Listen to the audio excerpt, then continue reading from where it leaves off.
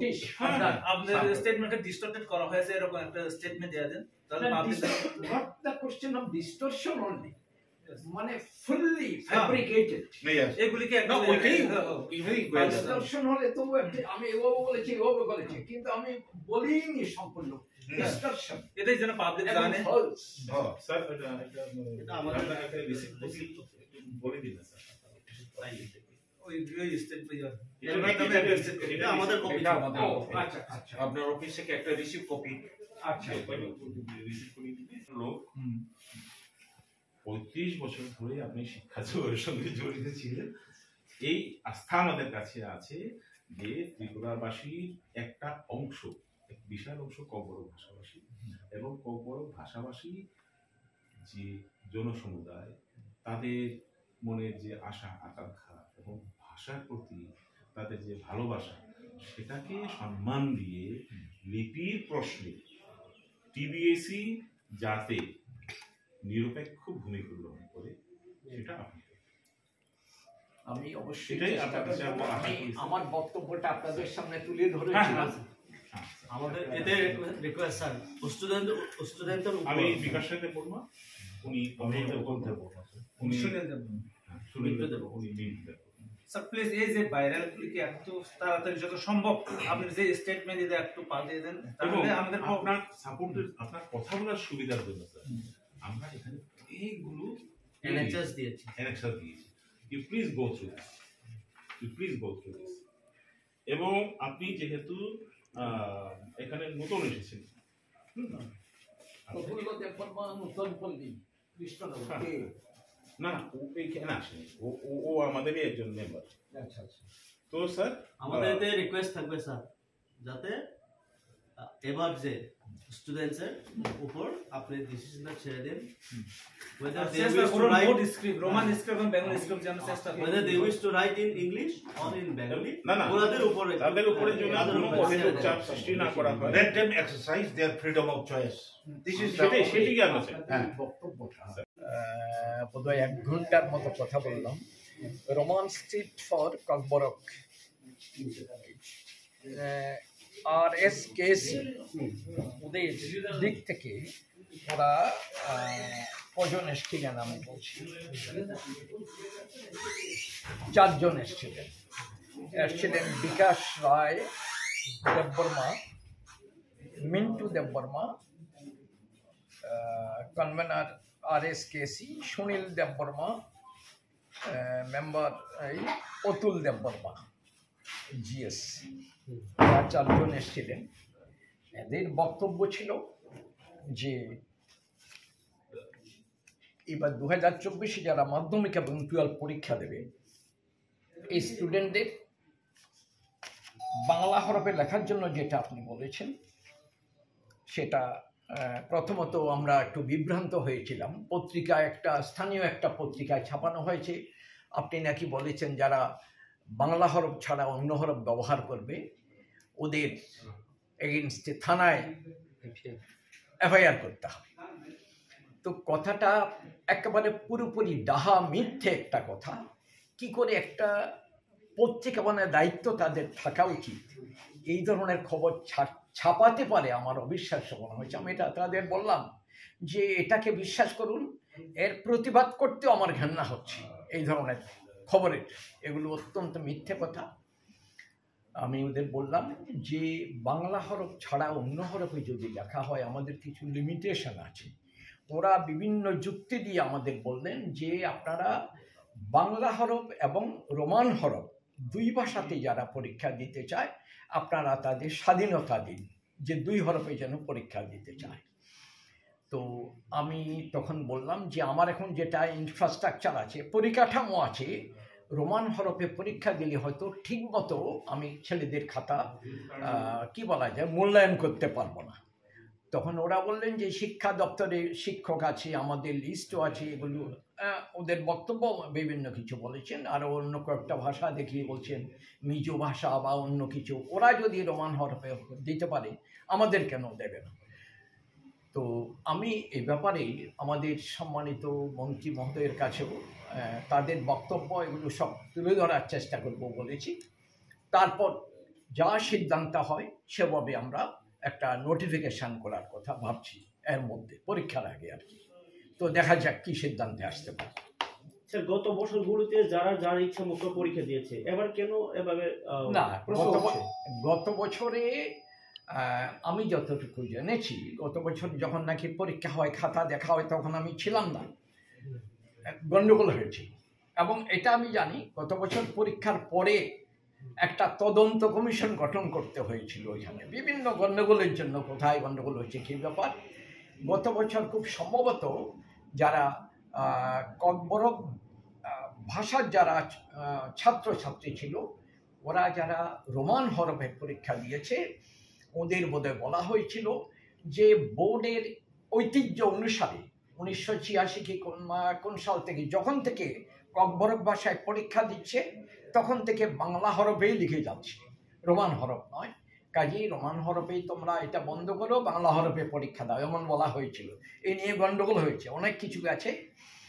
তো এক্ষুনি এইবার আমি যতটুকু খবর নিয়েছি, আমাদের বোর্ডের পরিকাঠামো বাংলায় পরীক্ষা বাংলা হরফে যদি লিখে ককবরক ভাষায় সব ঠিক আছে, কিন্তু এক্ষুনি ওরা ডেপুটেশন দিলেন, বিভিন্ন কিছু এক্সাম্পল তুলিয়ে সব কিছু ধরে বললেন যে আপনারা রোমান হরফে পরীক্ষা দিলেও, হরফে লিখলেও, ককবরক ভাষায় পরীক্ষা দিয়ে রোমান হরফে লিখলেও আপনারা খাতা মূল্যায়ন করতে পারবেন।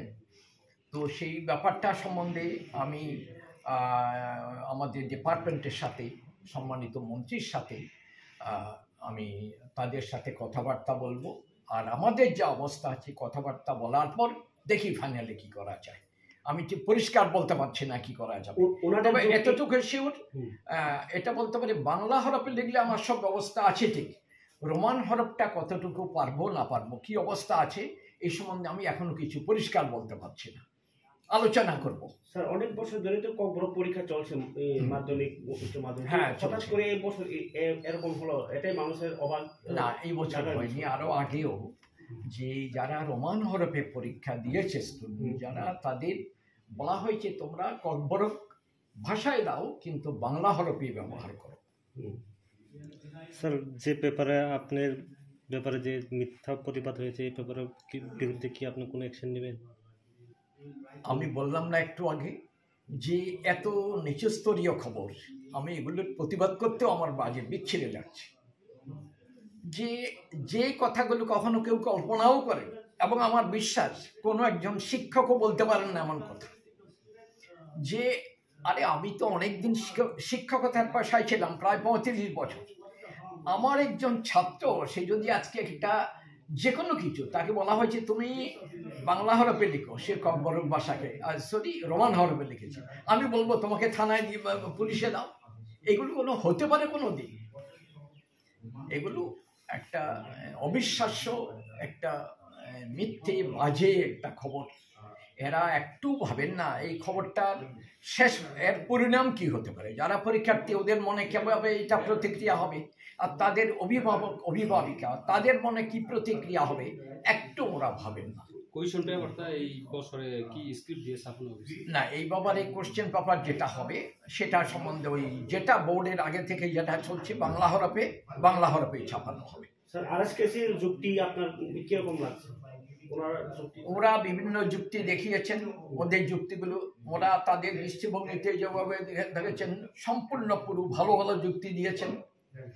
আর আমি বোর্ডের দিক থেকে আমার যে পরিকাঠামো আছে যা আছে সেটাও আমি তাদের সামনে তুলে ধরেছি। তারা আমাকে অনুরোধ করেছেন আপনি চেষ্টা করে যান, আমাদের বিশ্বাস আপনি চেষ্টা করুন যেন এইবারে ছেলেরা শুধুমাত্র বাংলা নয় রোমান হরফেও যেন লিখতে পারে, সেভাবে আপনি ঊর্ধ্বতন কর্তৃপক্ষের সাথে কথাবার্তা বলে আলোচনা করে সিদ্ধান্তে আসার চেষ্টা করুন, যেন দুটো স্ক্রিপ্টে ইউজ করতে পারে, বাংলার সাথে রোমান। এটা অনুরোধ করে গেছেন, তো আমি দেখি চেষ্টা করব আমাদের ঊর্ধ্বতন কর্তৃপক্ষের সাথে আলোচনা করে কি করা যায়।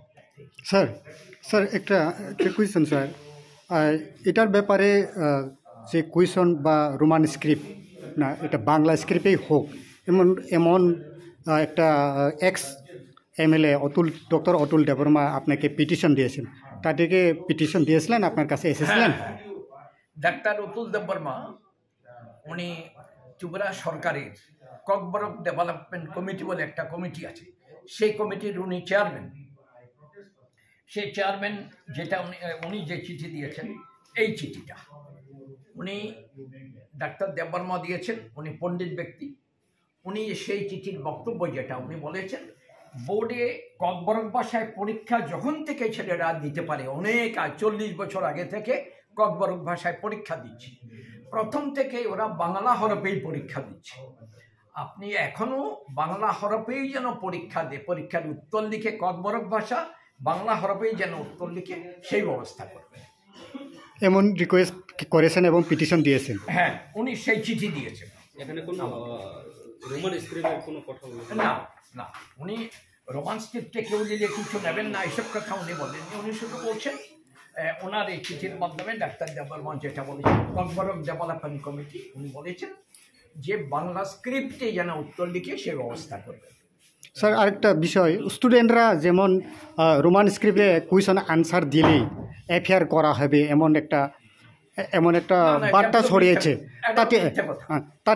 তাতে স্টুডেন্ট এবং স্টুডেন্টের গার্জেন যারা আছে তারা এখন আতঙ্ক ছড়িয়েছে, তাতে আপনার কি বক্তব্য থাকবে? সেই ব্যাপারে আমি একবার না বারবারই একটা কথা বলছি, আপনারা যারা গণমাধ্যমের আছেন এটা বলে দেবেন, এই ধরনের খবরগুলো সর্বৈব মিথ্যা। বোর্ড থেকে, বোর্ডের সভাপতি অথবা কোনো লোক কোনো অবস্থায় বলেনি যে একজন স্টুডেন্ট পরীক্ষা দেবে, সে যদি বলা হচ্ছে তুমি বাংলা মাধ্যমে লিখো, বাংলা হরফে লিখো ককবরক ভাষায়, সে যদি অন্য ভাষায় লিখে তাকে তার বিরুদ্ধে থানায় ওকে পাঠিয়ে দেবে, এই কথাগুলো পুরোপুরি মিথ্যে কথা।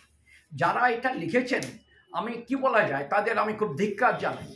এইসব খবর কেউ পরিবেশন করে, ওরা অন্ততপক্ষে সত্যতা যাচাই করার দরকার ছিল, বোর্ডে জিজ্ঞেস করে আপনি এটা বলেছেন কি না।